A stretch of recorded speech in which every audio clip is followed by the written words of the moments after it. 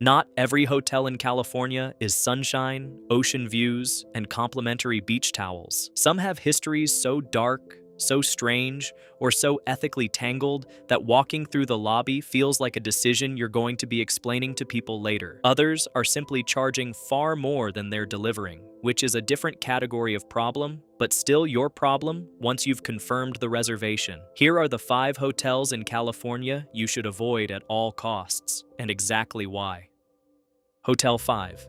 The Hollywood Roosevelt Hotel, Los Angeles. The Hollywood Roosevelt opened on May 15, 1927, on Hollywood Boulevard, funded by an investment group that included industry legends Sid Grauman of Grauman's Chinese Theater, actress Mary Pickford, and actor Douglas Fairbanks. The hotel's founding by actual Hollywood royalty reflected its intended purpose from the beginning, a place where the industry could conduct itself in comfort, right in the center of everything. 2 years after opening, it hosted the very first Academy Awards ceremony on May 16, 1929, a private dinner for approximately 270 Academy members in the hotel's Blossom Ballroom. The ceremony lasted about 15 minutes. There were no speeches worth mentioning. The tickets cost $5. Whatever one thinks of the contemporary Oscars, the contrast is instructive. In 1955, the hotel's iconic pool appeared in an episode of I Love Lucy. The Tropicana bar became one of West Hollywood's enduring nightlife fixtures. Guests over the decades have included Clark Gable, Ernest Hemingway, and a rotating cast of musicians, directors, and writers who used the property as a base of operations during awards season or during extended stays in Los Angeles. The property changed hands and underwent renovation cycles multiple times across nearly a century, including a $25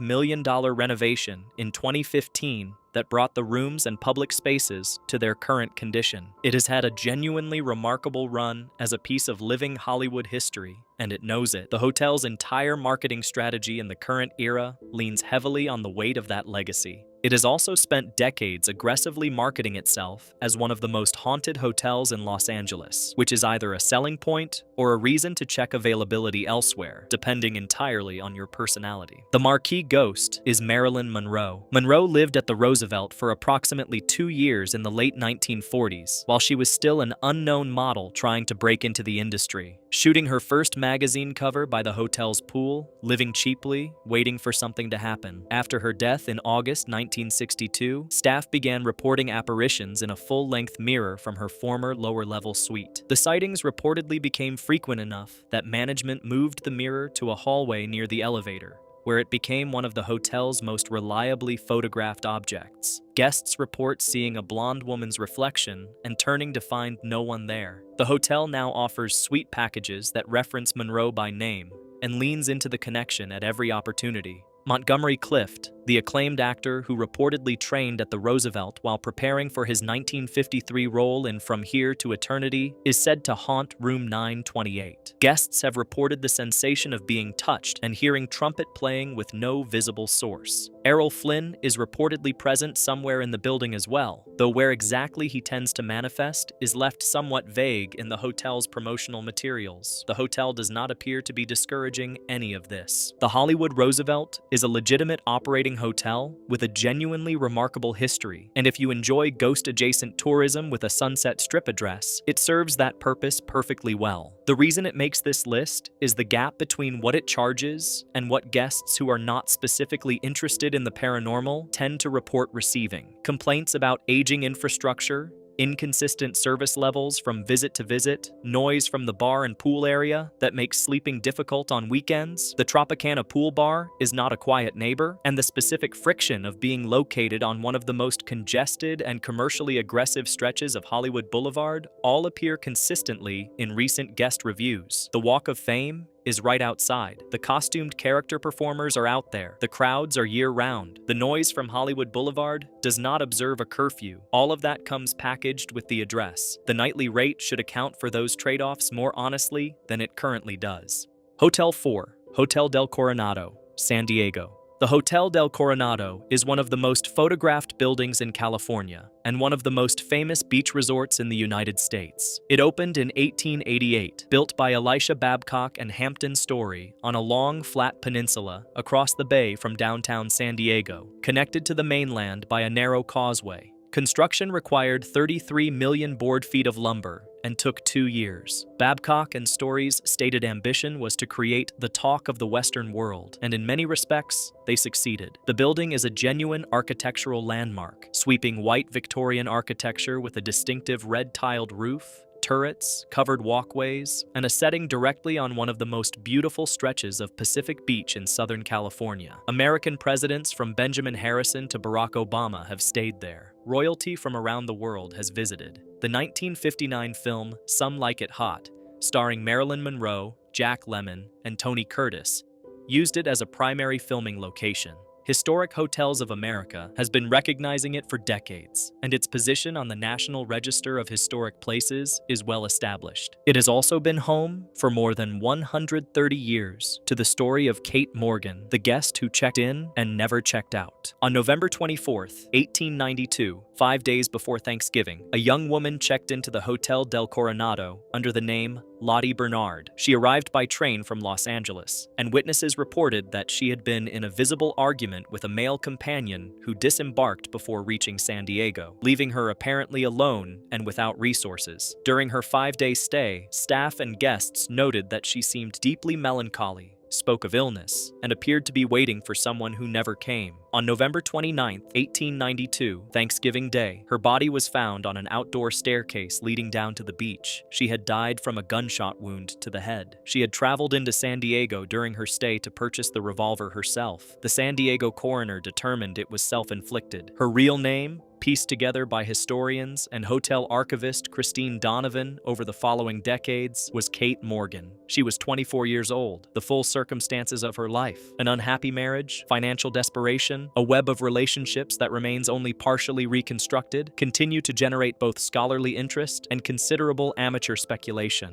The unanswered questions have fueled more than a century of ghost stories, most thoroughly documented in the hotel's own published book, Beautiful Stranger, The Ghost of Kate Morgan, and the Hotel del Coronado. The hotel commissioned this book. They sell it in the gift shop. The hotel has leaned into this history in ways that go well beyond passive acknowledgement. Kate Morgan's former room, renumbered through various renovations, and now designated Room 3327, is available to book as a dedicated ghost experience accommodation. The hotel's own website lists reported paranormal phenomena, flickering lights, televisions turning on and off by themselves, cold drafts appearing without cause, the sensation of being watched, under a section specifically headed Ghost Stories. Staff member testimonials about encounters appear in promotional materials. The Del Coronado has turned a 24-year-old woman's lonely, tragic death into a recurring revenue stream, which is a choice that sits differently depending on how you look at it. The reason this hotel earns a place on this list is the combination of that aggressively marketed dark history and rates that require justification. The Del Coronado charges premium resort prices across its property. Recent guests who visited without the specific intention of sleeping in a haunted room have reported underwhelming service, rooms that have not kept pace with the pricing in terms of condition and maintenance, and the frustration of paying 5-star rates in some wings while receiving a 3-star experience. The Victorian architecture is genuinely beautiful. The beach that runs alongside the property is among the best in Southern California. But the combination of a heavily marketed tragedy and premium rates attached to a building that has not always lived up to those rates in terms of maintenance, service, and amenity condition is worth knowing before you arrive. The ghost story comes with the room. The room charge is separate and it is not small. Hotel 3. The Beverly Hills Hotel, Beverly Hills. The Beverly Hills Hotel has been standing at 9,641 Sunset Boulevard since 1912, predating the city of Beverly Hills itself. The city wasn't incorporated until 1914, which means the hotel was operating in unincorporated Los Angeles County when it first opened its doors. Its distinctive pink stucco exterior earned the nickname the Pink Palace sometime in the 1940s, and its private garden bungalows spread across 12 acres of landscaped grounds have made it one of the most recognizable hotel silhouettes in the world. Marlene Dietrich was a regular. Katharine Hepburn played tennis on the courts. Howard Hughes reportedly rented multiple bungalows simultaneously for years at a stretch, occasionally ordering food in quantities that staff described as remarkable and managing his increasingly reclusive habits within the hotel's famously discreet environment. Marilyn Monroe, Frank Sinatra, Elizabeth Taylor, and virtually every major figure of classic Hollywood at some point passed through its doors. The Polo Lounge has been the setting for industry deals, breakfasts with consequences, and the kind of conversations that reshape careers since the 1930s. It is, by almost any reasonable measure, one of the genuinely iconic hotels in American history. It is also owned by the Sultan of Brunei, and has been the center of one of the most sustained and high-profile hotel boycotts of the modern era. The Beverly Hills Hotel and the nearby Hotel Bel Air are part of the Dorchester Collection, a portfolio of luxury hotels owned through the Brunei Investment Agency, which is ultimately controlled by Sultan Hassan al-Bolkiah of Brunei. In October 2013, Brunei announced it would be implementing a Sharia-based penal code. The announcement attracted limited initial attention.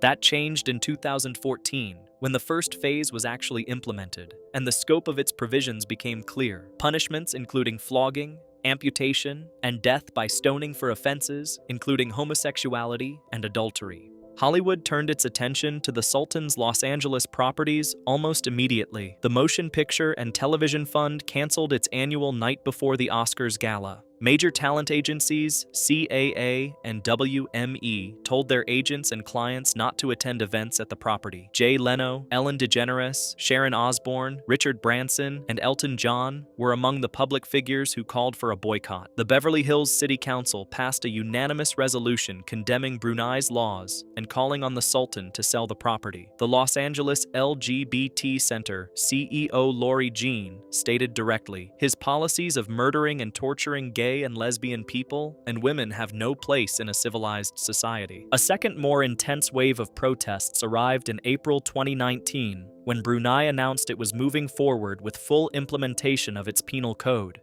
now explicitly including the death penalty for gay sex. George Clooney published a widely circulated op-ed naming the Beverly Hills Hotel specifically, arguing that every dollar spent at the property was a dollar that supported the Sultan's government and its laws. He urged a renewed and sustained boycott and encouraged industry colleagues to stop holding events there. The Beverly Hills City Council once again renewed its calls for divestiture. Ellen DeGeneres and dozens of other celebrities amplified the campaign on social media. International attention brought the controversy to audiences far beyond Hollywood, including in countries where Brunei's laws would apply to their own citizens. The boycott has waxed and waned since 2014. Hollywood has a complicated relationship with its own stated principles, and various events quietly returned to the hotel in the intervening years. But the underlying facts have not changed. The Brunei Investment Agency still owns the property. Sultan Hassan al-Bolkiah has not sold. Brunei's laws remain in effect. The hotel itself is genuinely beautiful. The Polo Lounge has been a living piece of Hollywood history for nearly a century. The rooms and bungalows are as well appointed as their prices suggest. None of that is in dispute. What is also not in dispute is who owns the property, what laws govern the country those owners run, and what those laws prescribe for people who are gay. Whether any of that affects your decision to book a room is ultimately a personal calculation, but it is a calculation that deserves to be made with full information rather than in ignorance of the ownership structure. The pink stucco and the iconic entrance are easy to see. The Brunei Investment Agency is easier to overlook, and that is exactly the problem. Hotel 2, Chateau Marmont, West Hollywood. The Chateau Marmont has operated since 1929 on a hill above the Sunset Strip in West Hollywood, modeled after the Chateau d'Amboise in France's Loire Valley. Its Gothic architecture, secluded garden bungalows, reinforced concrete construction, designed to be earthquake-resistant, which also made each room unusually soundproofed, and long-standing institutional culture of absolute discretion made it a preferred refuge for generations of Hollywood figures seeking somewhere to exist outside of public view. Columbia Pictures president Harry Cohn's famous advice, "If you must get into trouble, do it at the Chateau Marmont," was not a joke. It was sincere operational guidance from a man who understood the landscape. The chateau delivered on that promise with remarkable consistency across decades. Jim Morrison, staying at the hotel in the late 1960s, reportedly attempted to swing between two upper-floor balconies on an improvised rope and fell 2 stories onto a roof, surviving. F. Scott Fitzgerald reportedly suffered some form of medical episode in the hotel's lobby while eating lunch, an incident that was handled with the hotel's customary discretion. Various accounts over the years describe celebrities arriving in questionable states, conducting themselves in ways that would have generated significant press coverage elsewhere, and leaving without any record surfacing. The hotel's soundproofed concrete construction helped with the secrecy, so did a staff that understood what was expected of them. The list of celebrities who used the chateau for behavior managed quietly by staff rather than publicly is understood to be extensive, even if most details remain protected by institutional memory and the hotel's deliberate lack of documentation. Whether that culture represented genuine discretion in service of privacy or a structural complicity in enabling self-destruction is a distinction that the events of March 1982 made impossible to sidestep entirely. The most famous event in the hotel's documented history came on March 5, 1982, when the body of John Belushi was found in Bungalow 3. Belushi had checked into his preferred bungalow. He had stayed there before and specifically requested it on February 28, 1982. He was 33 years old. By every account of those who saw him in the days before his death, he was in a state of serious physical deterioration, in the middle of a prolonged drug spiral that people around him recognized as dangerous. In the days following his check-in, Bungalow 3 received a stream of visitors from the Hollywood social circuit, including Robert De Niro and Robin Williams, who stopped by briefly on the evening of March 4th. Kathy Smith, a Canadian drug dealer who had been accompanying Belushi, was with him throughout. In the early morning hours of March 5th, Smith injected Belushi with a speedball, a mixture of cocaine and heroin. He went to sleep and did not wake up. His personal trainer, Bill Wallace, found him unresponsive at 12:30 p.m. Smith left the hotel after the discovery and returned to Canada. She later confessed her role in a paid interview with the National Enquirer, a decision that led to her arrest and extradition. She eventually pleaded no contest to involuntary manslaughter and served 15 months in prison. The hotel renovated Bungalow 3 in the aftermath, attempting to deter what had quickly become a stream of dark tourist visitors. The renovation did not erase the address from cultural memory. The chateau's most recent major controversy arose in 2020. At the onset of the pandemic, the hotel laid off its entire staff without pay, severance, or benefits, a decision that generated sharp public criticism given the hotel's wealthy clientele and the resources available to ownership. Workers organized with Unite Here Local 11. Sustained protests were held outside the hotel. Activists called for a boycott. After more than 2 years of organizing and sustained public pressure, workers at the Chateau Marmont reached a historic union contract agreement at the end of 2022. The hotel is still open and remains one of the most sought-after addresses in West Hollywood, trading on a mythology that decades of tabloid coverage and Hollywood memoir have only reinforced. Rates for the most modest rooms run several $100s per night. Bungalows are considerably more. The hotel has been described in numerous profiles and travel features as one of the great hotels in Los Angeles, and its physical setting, distinctive architecture, and atmosphere genuinely support parts of that reputation. What the Chateau Marmont also is, documented in detail across decades of reporting, is an institution that was deliberately structured to protect guests from consequences. And that structure created environments where what happened in Bungalow 3 in March 1982 was allowed to build to its conclusion over days, in plain sight of staff, in a hotel that prided itself on not seeing anything. Whether the ghost of that culture has fully cleared the building is something the pandemic-era labor situation suggests is still a reasonable question to ask. Hotel 1, the Cecil Hotel, Los Angeles. The Cecil Hotel deserves the top spot on this list, not because it is the most recently controversial entry, but because it is the most thoroughly and relentlessly documented hotel in California, and possibly in the United States, to have accumulated the kind of record it did before anyone did anything meaningful about it. The Cecil was built in 1924 by hotelier William Banks Hanner at a cost of approximately $1 million.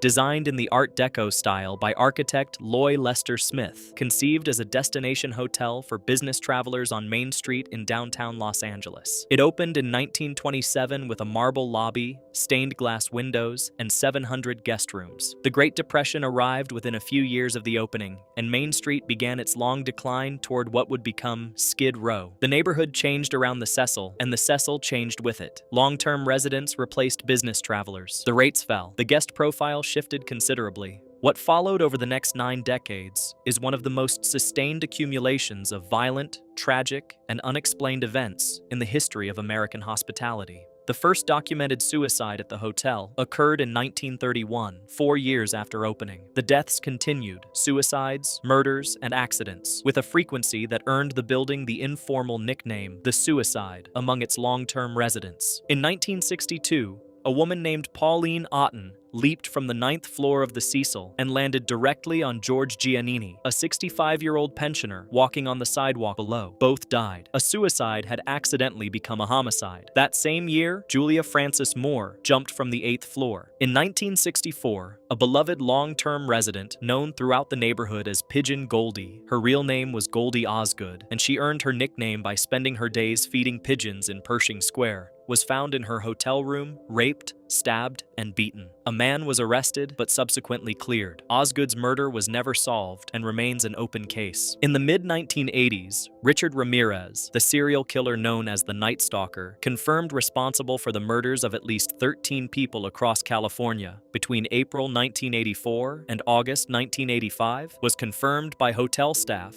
to have been living at the Cecil during his killing spree. He would return to the hotel, dispose of bloody clothing in the dumpster behind the building before entering, and go upstairs. Ramirez was arrested in 1985 after Los Angeles residents recognized him and physically detained him. He was convicted in 1989 and died in prison in 2013 on California's death row. The case that brought the Cecil worldwide attention in the modern era came in January 2013. Elisa Lam, a 21-year-old college student from Vancouver, British Columbia, traveling alone on a West Coast road trip, checked into the hotel and went missing on January 31st. 2 weeks into the search, the Los Angeles Police Department released elevator surveillance footage showing Lam pressing multiple floor buttons, looking out the door repeatedly, stepping in and out, and making gestures that became the subject of extraordinary global speculation and obsession. On February 19th, 2013, maintenance worker Santiago Lopez went to the roof of the Cecil after guests began complaining of low water pressure and a strange taste from the tap water. He found Lam's body floating inside one of the 4 rooftop water tanks. The tank had to be drained and then cut open from the side to remove her. Her clothing, watch, and room key were found in the water beside her. Her cell phone was never recovered. The Los Angeles County coroner ruled her death an accidental drowning, with bipolar disorder listed as a significant contributing factor. Police investigators disclosed that Lam's family had told them she had a history of episodes triggered by not taking her medication,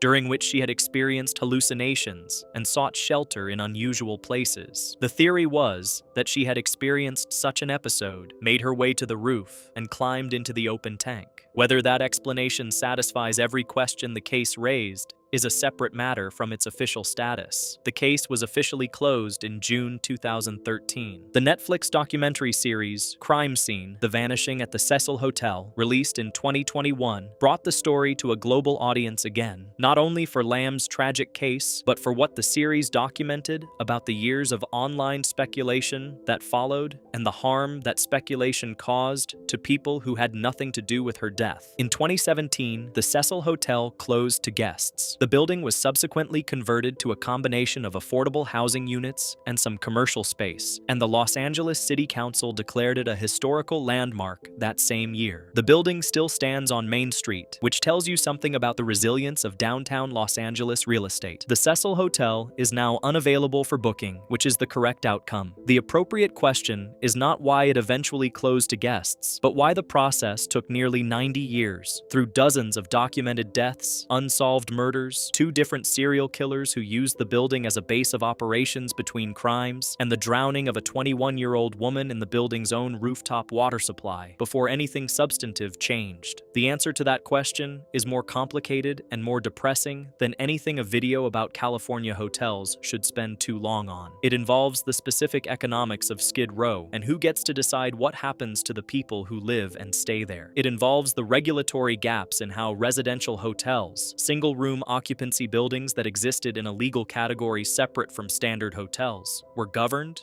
inspected, and held to account. And it involves the particular invisibility that attaches to people experiencing poverty in American cities, whose deaths and disappearances generate less institutional urgency than those of more financially stable visitors. The Cecil Hotel is a historical landmark now, which means its architectural legacy has been preserved. It should have been something far better for the people inside it a very long time before that. California has more genuinely extraordinary places to stay than most states have decent motels. The 5 hotels on this list are not necessarily the worst in California by comfort standards alone. There are budget roadside properties that would compete enthusiastically for that designation. They are instead the 5 where the story behind the building, the ownership structure behind the deed, the gap between the marketing and the experience, or the sheer accumulation of dark history makes them worth thinking carefully about before you type in your credit card number. Some of these are choices about ethics, about whether you are comfortable with where your money is going, whose interests it ultimately serves, and what that ownership structure makes possible elsewhere in the world. Some of them are about whether the history of a particular place makes a night in a particular room feel like something you would rather not do after the lights go out. And some are simply about money. California is expensive in ways that can feel genuinely aggressive to anyone who is not a resident or a highly compensated industry professional. And there are better ways to spend several $100s a night than on a hotel that has been coasting on reputation, while the maintenance schedule, service levels, and general sense of value quietly fail to keep up. The hotels that deserve your business in California are remarkable, and there are genuinely plenty of them. California is a state with no shortage of extraordinary places to sleep. The 5 on this list deserve your knowledge first and your wariness second. If this was useful, hit like and subscribe. There is a lot more where this came from.